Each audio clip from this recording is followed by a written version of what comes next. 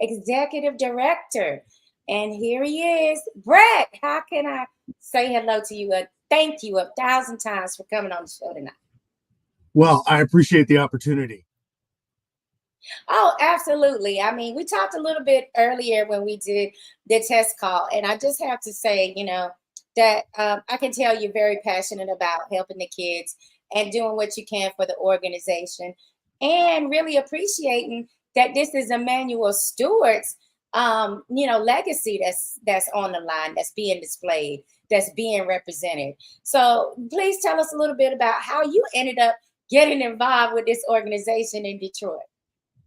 Well, originally I was hatched as an educator in Ohio, and I've always had a heart for not only human service but especially service to the future.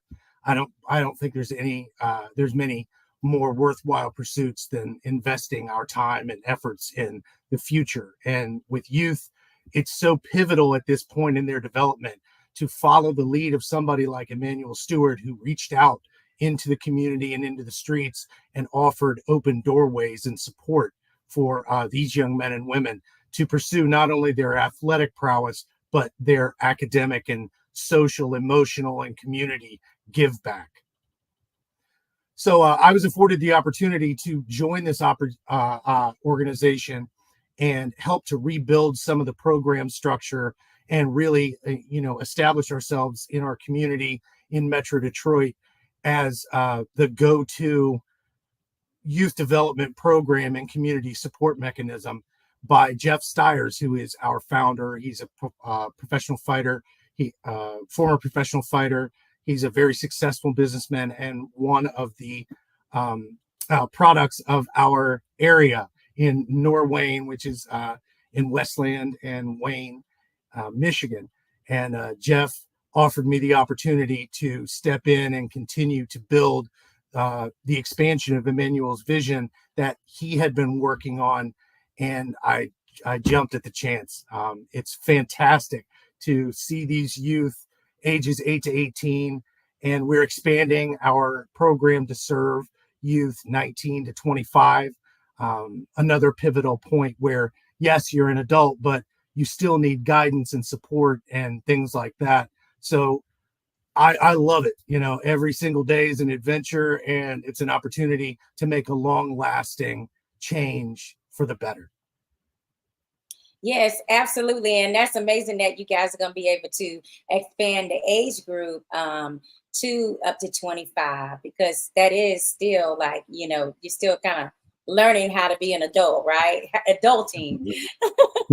And I'm sure it's not easy with, you got single parent homes or, disparaging households as far as income and, social inequalities, things like that. Plus, adulting is just hard for anybody. I mean, I remember when I went to college and I just could not believe, like, wait a minute, you telling me I'm supposed to budget this myself? I ran out of Yeah. money so much. I'm telling you, Brett, I ran out of money so much, and at one point I was like, I just don't even want to call home and say, like, this money is gone. So there's challenges for the 18 to 25 year old people pretty much everywhere in life. No matter if you're from a great family with two parents or if you have money or not, like, it's just challenging. It is. Tell me a It's little tough out there bit. for all of us, being an adult and especially for a young adult to try to navigate this ever changing, thing that we have going on here.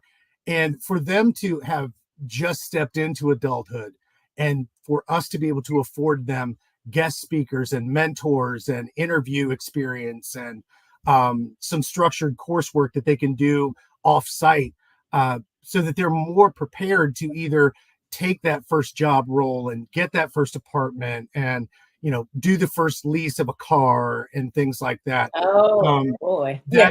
that's oh, I know.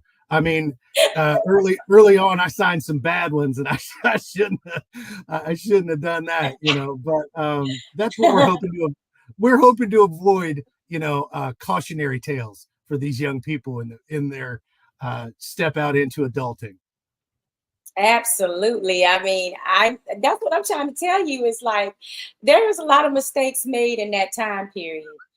For the younger kids, I just wanted to know eight, you say 8 to 18, but I mean, like from probably 8 to 13 or 14, like what is the direction that you guys help with that age group? Well, we hold really fast to our four corners of achievement, and Okay, we like to think of it as those four corners being athletics, academics, community, and leadership. And we focus on right. those four as the pillar that holds everything together. And we pride ourselves on being able to balance what we do with the kids in those four areas. And since boxing is a squared circle, we're the only program that uses four corners to make well-rounded people. And it's Okay. fantastic to be able to say, we've got these great four corners that we like to put together for the kids, and Absolutely. I that's what might we do. still So we need do a that. lot of. I need that guidance too. I think we all do, and we learn from teaching to the kids and interacting with them. And it's not a traditional like a classroom setup. Yeah, we've got a room, but we work in groups and we do these exciting multimedia projects. This week is cooking week, so we did some nutrition work, and they came up with their own recipes. And then we're celebrating one of our own as well as a national Golden Gloves champion, Jareer Jebu the Great Thompson is he won the national title at 156, and we haven't had a chance to really celebrate him. It's been a whirlwind. So we're combining Cooking Week and a celebration for Jebu. We're going to have ribs and fries and chicken and everything, and we're just going to have a good time. Oh yes, that's like my favorites right there. It's like everything you mentioned was sounding good to me. That should definitely get some participation. Well, Anytime we'll there's do kids anything by involved. hook or by crook to get people into the program and show them, all these open doorways that we can do for them, because it's important to us that we show them so many different career pathways and ways to have your plan A, your plan B, your plan C. Because Emmanuel himself, even though he started as a fighter, he was an electrician's apprentice. So that became plan B. And then when he started training, that's plan C. So we've had great guest speakers come in and talk about their own life experiences and telling their stories and how their plan A turned into plan B, turned into plan M and N, and but they've built businesses from the ground up that are multi-million dollar examples of work ethic and dedication and all of the things that the boxing instruction teaches the kids as well. Uh, it's like that line from Rocky. It's not how many times you get knocked down; it's how many times you get back up. This is what we tell the kids: is you're learning lessons even when you make a mistake, and that failure is not an option. And the only way to fail is to stop and to quit. Yeah, absolutely. I totally understand, and it's a important lesson. And unfortunately, sometimes there are lessons that younger kids are not able to get directly from their parents and such. And so this program seems to be very important in that respect, is that it's Mhm. teaching some life lessons that not on that are never in the book. You know what I'm saying? They're not in the textbook. They're not Yeah. on that quiz. But there are things that all of us grew up, knowing and being taught. And so I'm glad that you guys are instilling that in that next generation. Now you had mentioned to me that they actually, when they do this kind of like community work in there, like you're teaching them how to be the next caretakers of their community and the youth that's coming up. And I have to applaud you on that. I mean, I don't know if you want to elaborate on that, but that seems to me to be like one of the spotlights of your program to me, is being able to instill volunteerism and community outreach and being supportive of the next generation. So tell me about that. Sure. Well, because we're 100% free, all of these services that we provide, we're based solely on donations. And those donations, whether they're small or large, well, we like large, is they help to power all of this programming. And the best way that we can do service to that kind of giving is to give back to our community. One example of that is a new program that we've started. It's a lawn and snow service that we provide to senior citizens in our community, as well as veterans who are unable to care for their property, whether it's an illness or an injury or something like that, just diminished capacity, whatever that is. If they run into an issue where they're getting close to getting some sort of ordinance violation, like the grass is too high, or you can't clear the sidewalk, well, we're going to do that for you. So we have a crew of our young people and our coaches and staff who go out and take care of these properties that are identified in a partnership with our city. And we just picked up a great set of support from Weingarts and Makita, who provided us a donation of all electric, so good for the environment, but all electric equipment for lawn care, weed whips and mowers and everything. And they're all battery powered, so there's no emissions. And they don't make a whole lot of noise at all. And they were able to donate $5,000 worth of equipment to our program to allow us to pull off this kind of effort to support the community. And it's just meeting with great reviews, and everybody who's gone out in service to property feels this great uplift. And we don't even call them community service anymore. We call them rack time or random acts of kindness. And just to see, these property owners' faces and to hear them and to be able for them to call, and sometimes they call in tears and they're all upset, and we get to say, hey, we've got you this time. You're okay. You just worry about the other things and we'll take care of that for you. Right. Yes, that sounds so amazing to have that support. I know it's not cheap to do this, and I understand that you're a nonprofit and you guys do take donations to help out, or sponsors. Like, tell us how these people can actually donate, and also like how they can participate, like if they're in the Detroit area. Oh, we love it. We love it. And we are equipped to partner with people all over the country, all over the world. If you just would like to tell your story to the kids, show them a doorway that someday they might walk through. We, of course, always accept donations, in-kind donations, cash donations, donations of your time. I mean, we understand that, time is a valuable commodity. And for you to spend some of that time with our kids, talking in a video chat like this, we can set that up. If you would like to come in and visit, tour the gym, or especially work with the kids and talk with the kids and tell them, what your story was like, we would love that. We've gotten, like I said, Makita donated a lot of actual equipment. We've had donations of boxing equipment and fitness equipment, and that's fantastic. But if you go to our website at www.escot.com, and if you even want to get more specific and add the slash with give, there's a donation portal that actually works through PayPal. And you can set up an ongoing donation of monthly or yearly, or if you want to do one-time donation, that's great. But those consistent little donations that you're like, hey, what was that old thing, for the price of a cup of coffee and things like that. But this is $5, $10, $25 a month. That really adds up, and it really adds stability to our program. And we, of course, have corporate sponsorship as well.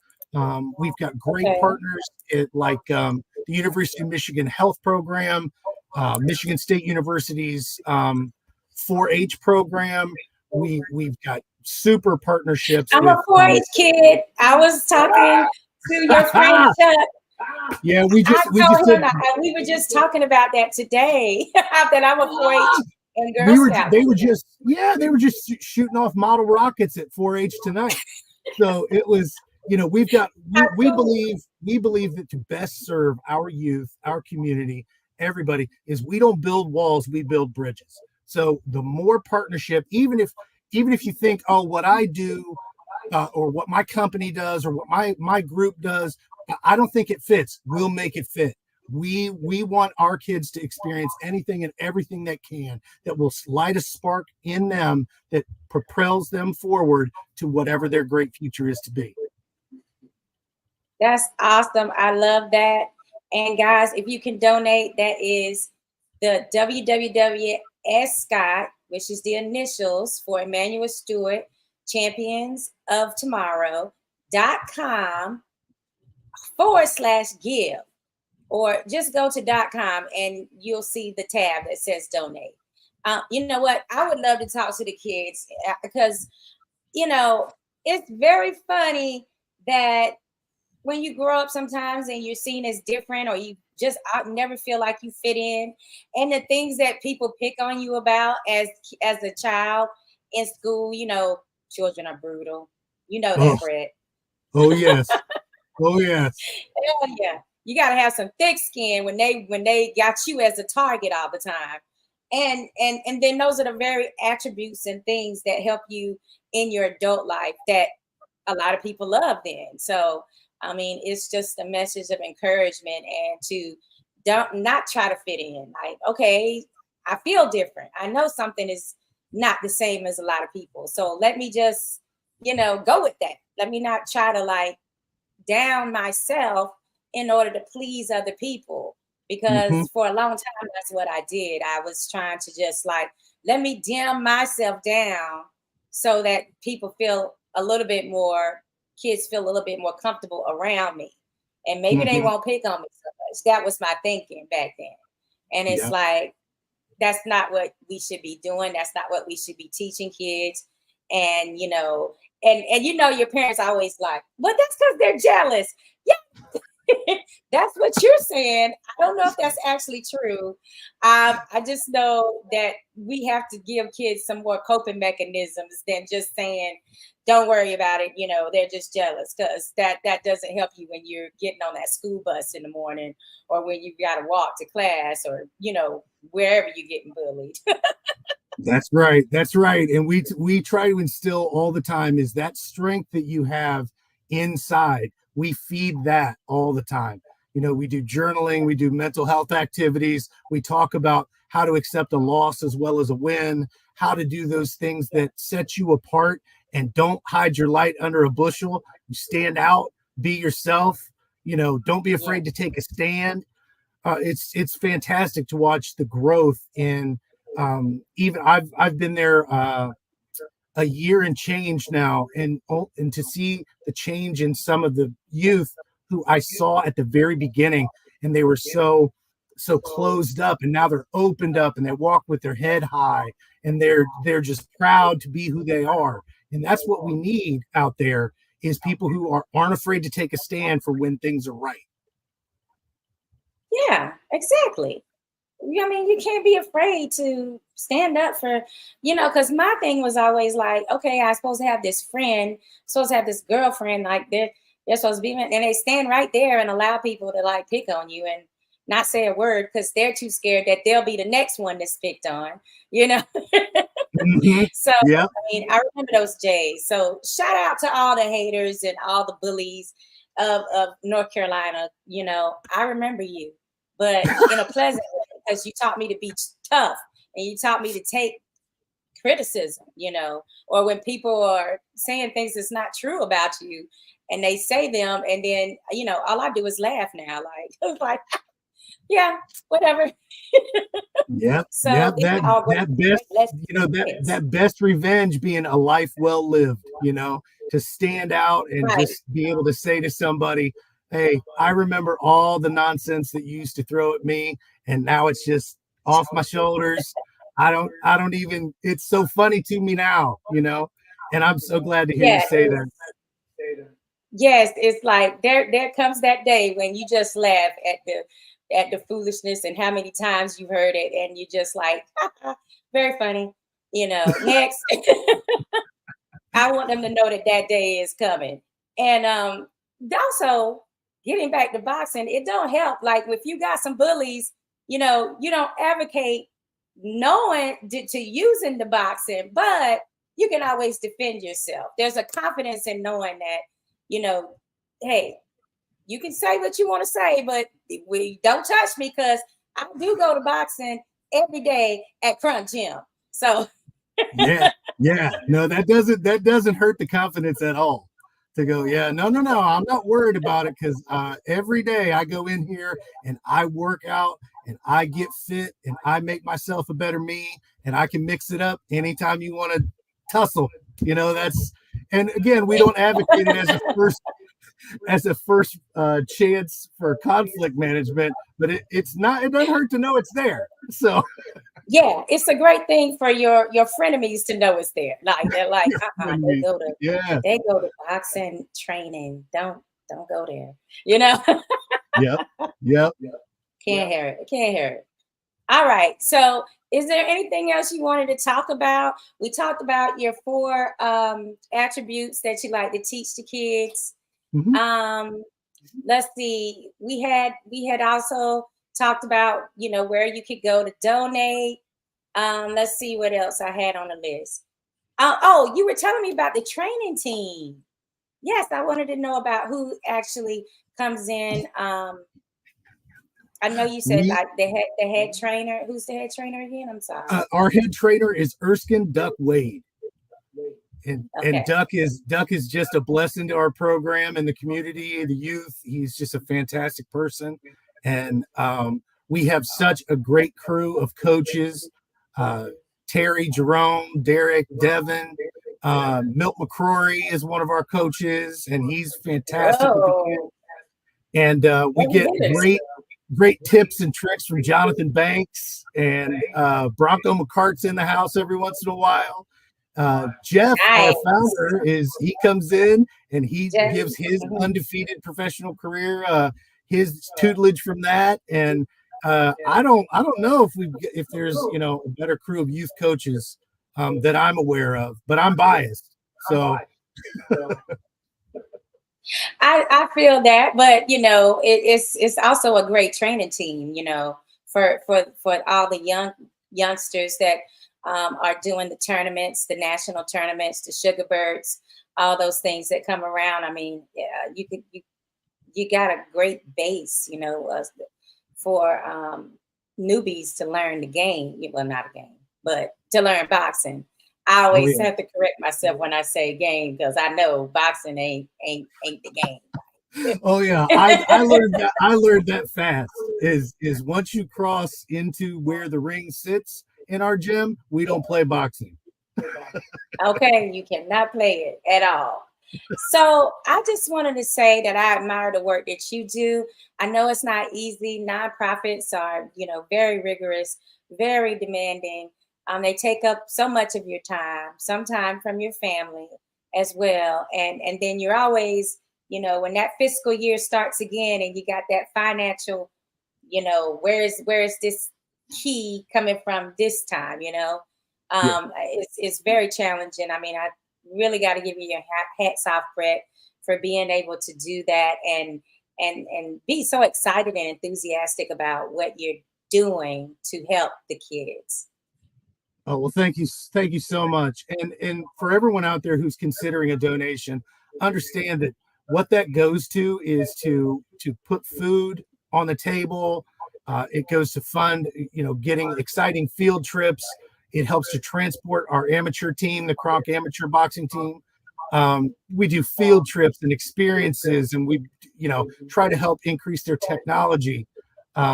It helps put tires on the bus, and it helps to put just more knowledge into these ever expanding minds that we have, for a couple of hours every day. And it's fantastic to see them light up and figure out exactly where they think they want to go. We've got this really cool board at our in our classroom where they each have an actual key, and they're the key to their own future. And on one side of this key tag, they write their plan A for their career, and on the other side, they've got their plan B. and they can change that at any time. And it's really great. We took this Damn. field trip to Michigan Health, and they explored careers in medicine. And a bunch of kids came back and changed their tag. They said, "No, I want to be a doctor now, or I want to be a phlebotomist, or I want to work in psychiatry." And it's just great to open those doors. So thank you so much for your support. Oh, absolutely. Anytime you want to come on and shoot the breeze or give us one of your boxers that's up and coming and let us interview them. I know that Chuck is loving Tariq, I believe his name is Tariq. As he brought Oh him up. yeah, Yeah, he Tarek told me about Almaty. his. Okay, Yep. see, Tarek, and so we can start getting some of these boxers, some of the platform that they need to go to the professional level. yeah, that would be great. We've got a lot of people that would love to talk to you. Our board members are very excited. Chuck, love you, Chuck. Thanks for checking in and everything. He's a big friend of our program, huge supporter.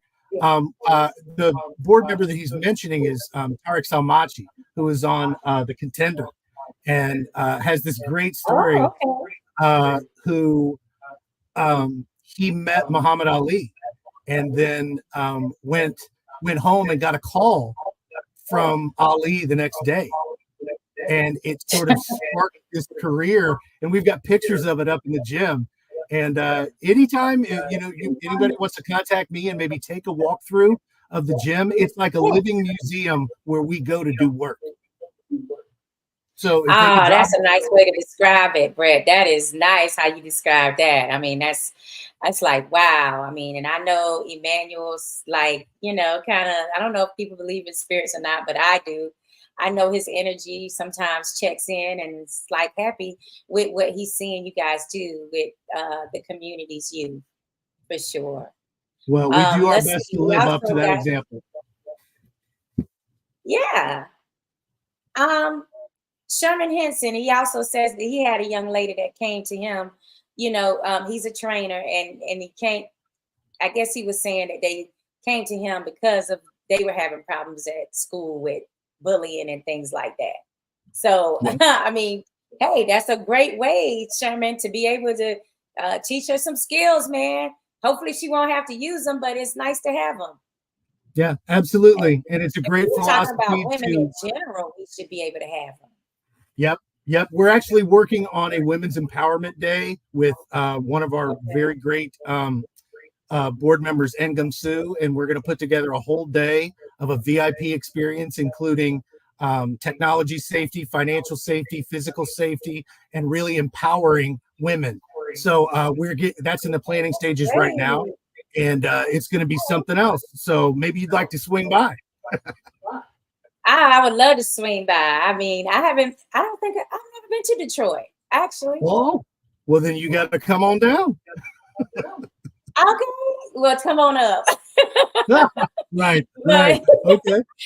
I'm in Florida and I'm from North Carolina, so we would be coming up.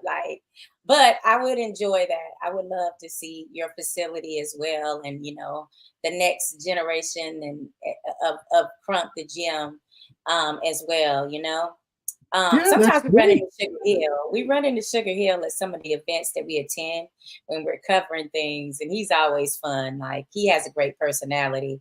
I'm sure he got that from Emmanuel, and so I'm like, after I met him, I'm like, I can see how Emmanuel like had friends everywhere. Like if that's that same personality and energy. That's good. That's good. Yeah. Well, hey, But I mean, you're welcome. You're welcome anytime, and maybe you do a remote from the gym. yeah. I mean, absolutely. Anything I can do to help. As long as we can properly plan it. Like you said, it's still in the planning stages for the Women's Empowerment Day. So, I look forward to hearing more about that since it's girls in this game too. There I go again. There's girls in boxing too. So they like to, basically be able to have some emphasis on them sometimes too, Yeah. because it's going to take some of the men to support some of us women in boxing, behind the scenes and in front of the scenes for us to be accepted, in a larger way. So Absolutely. whatever I could do on that one. That's great. Actually, I was going to ask you one question and I actually forgot. I know we were going to actually talk about it, and I'm trying to remember what that was. It's evading me right now, but I was like, I definitely wanted to ask you about it. Let me see if I can recall what that had to do with. Oh my goodness. You might have to come back on so I can remember that question. Like it I'll, came tell- to me I'll in 1 second and then I lost it. It It's comes all with right. just Yeah, being old. I'll be glad to come on anytime. And when you talk about women in boxing, one of the good friends of the program who works with Jonathan is Cecilia Brækhus, and she's working out in the gym Cecilia, quite a bit. yes. First lady, oh yeah, and Oh, she is the just a first lady. yeah, she is a stellar individual. So it would be great, Absolutely. And I know you she know. held on to her title the longest out of all the women champions, over 10 years. I mean, just amazing, like totally amazing. And she still looks great. You know what I'm saying? Like she's still in excellent shape. So if Oh yeah, she gets a last minute call or anything, she'll be ready. I mean, I oh like Cecilia for sure. well, when she and Jonathan are working right across the hall from my office, and they're in there doing work, I'm telling you, it's overtime. She is working hard. Yeah, I like that. Oh, I know what it was. Clarissa Shields. She has the fight coming up in Detroit soon, and she's going to be going uh, 2 weight classes up to heavyweight to get a title. Actually, it'd be an undisputed title. Yeah. So like that's a whole nother weight division. So, tell us how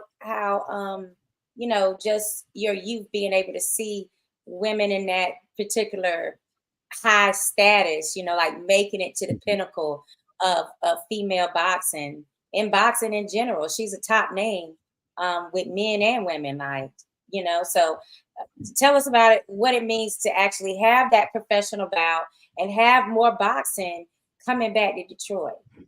Well, one of the things that's unique about Clarissa and her team, Mark Taffet and Dimitri Salita and that crew that's putting on that fight, they did the first fight at Little Caesars Arena in Detroit. And one of the first things that team did is reach back out because of Clarissa's um, real support of youth programs. And she had a bunch of us down there. So we got to go to the fight. And ESCOT Prompt, we supported and sponsored a lot of that fight, and we were all over everything. We got to take the kids down there. They were cheering like they had, oh my word, I thought somebody was going to pop something. They're screaming and yelling and going crazy. It was fantastic.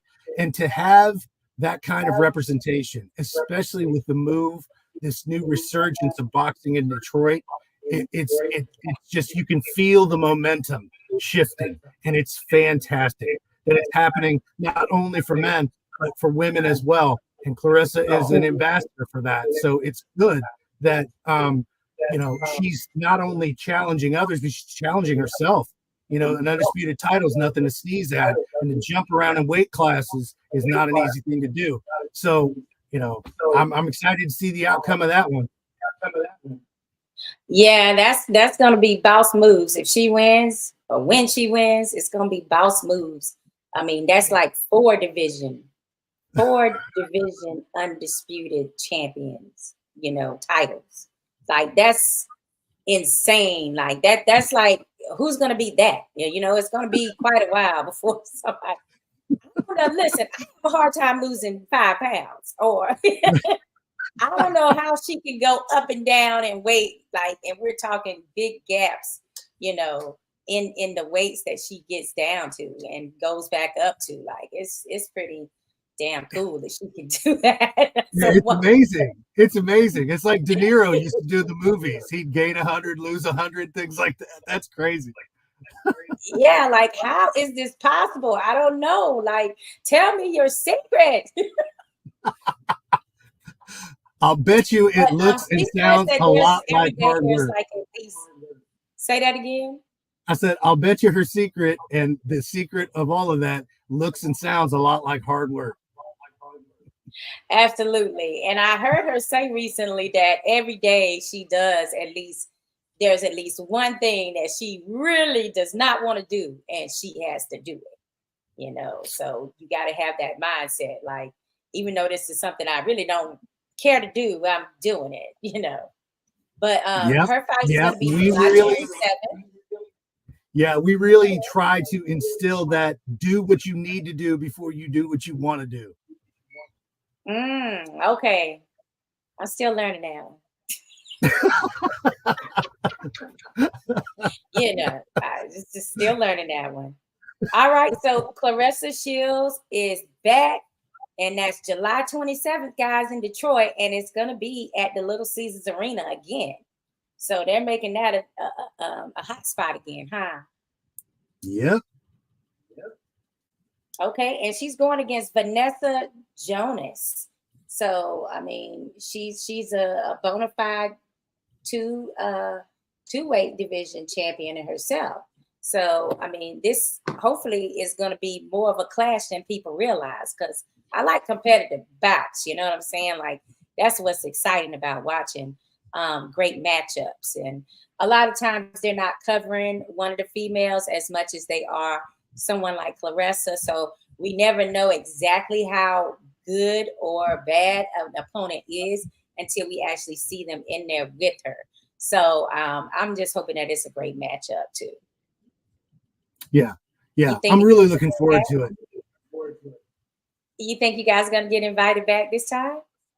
Well, here's fingers crossed, and hopefully that team heard us. And we would love some tickets. That'd be awesome. We're putting it back out there. Get ESCOT some in their kids program. They need the tickets. It's in the air now. That's it. Let's see what Chuck says. Oh, gotta be there when she comes. Okay, so I gave you the date, Chuck, July 27th. And Rosalind says, good evening, Boxing Playhouse.